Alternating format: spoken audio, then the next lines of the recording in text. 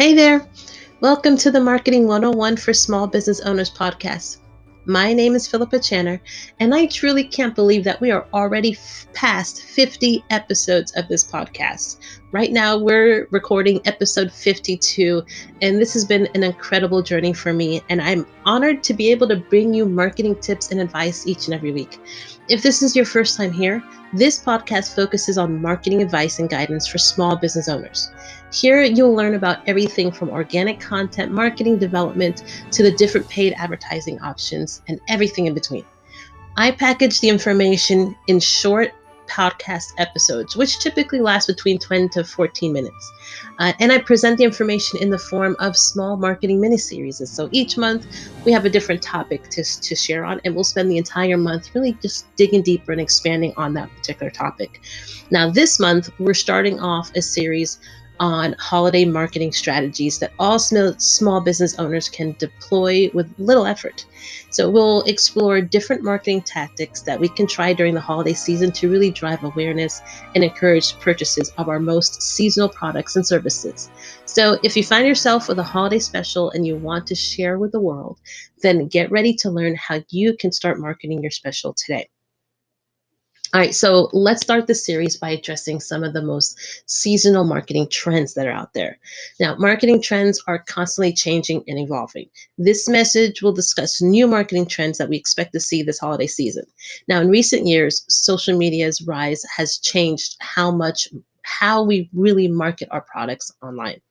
Nowadays, people are more likely to buy a product if they see their friends or their families using it on social media sites such as Facebook or Instagram. So, for this reason, many companies are investing in paid advertising on these sites to reach their target audience. Now, this year, we're also going to expect to see an increase in influencer marketing campaigns, with celebrities like Taylor Swift and Kylie Jenner being followed by millions of people on Instagram, TikTok, and even Twitter. Companies have hired them as influencers for the products and services to really get the word out there. And this has led to more purchases for those companies that can successfully form an influencer relationship with these celebrities. Now you ask, what does that have to do with small businesses like yourself who are trying to reach a local audience? Well, we can apply these same principles of influencer marketing on a similar, smaller, more localized scale. Each city has its own local influencers who are widely known within its community. So, forming partnerships with these people and encouraging them to share your products and services with their followers can really help push what you have to offer.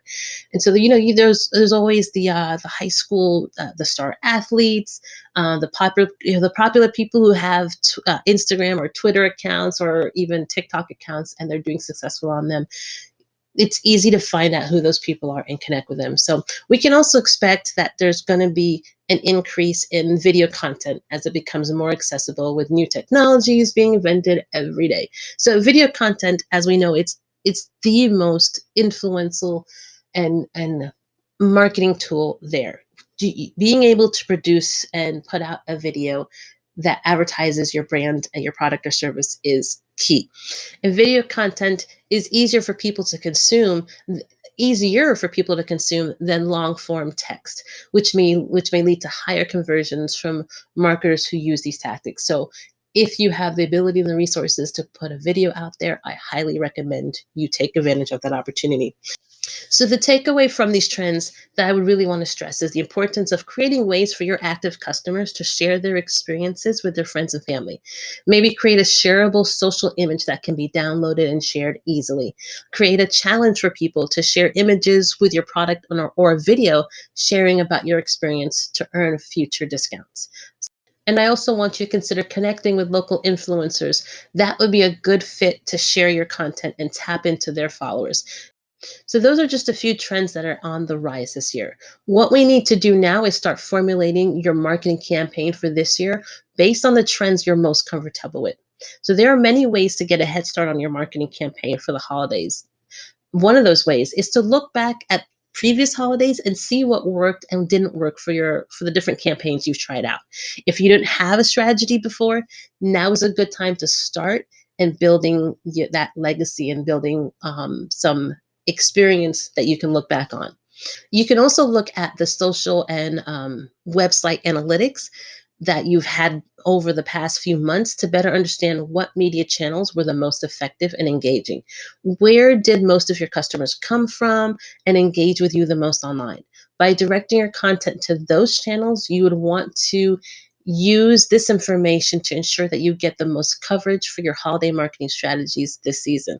So basically, if you have some channels and some types of posts that have been performing really well, capitalize on that. Do more of those for your holiday marketing to ensure you get the most exposure.